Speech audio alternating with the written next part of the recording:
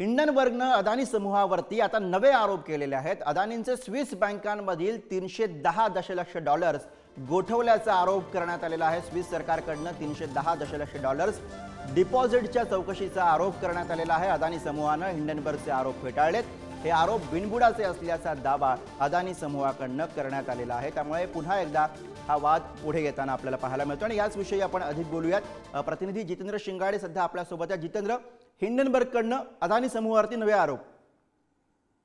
नक्कीच गुरु, कारण गेल्या वेळी जेव्हा आरोप करण्यात आलेले होते त्यावेळी शेअर मार्केटमध्ये मोठ्या प्रमाणात घसरण बघायला मिळालेली होती। आपली अदानी समूहाचं प्रचंड नुकसान झाल्याचं समोर आलेलं होतं, मात्र नंतर त्यांनी ते हळूहळू कव्हर अप केलं।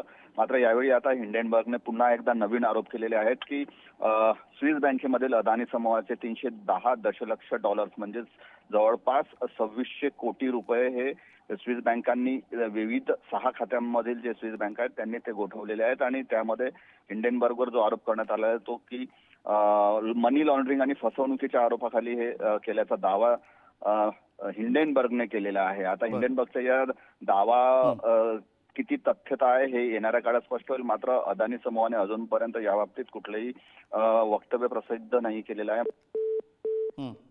बरोबर, त्यामुळे आता या सगळ्या दाव्यांमध्ये पुन्हा एकदा किती तथ्यता आपल्याला पाहायला मिळते पाहावं लागेल। धन्यवाद या सगळ्या सविस्तर माहितीसाठी।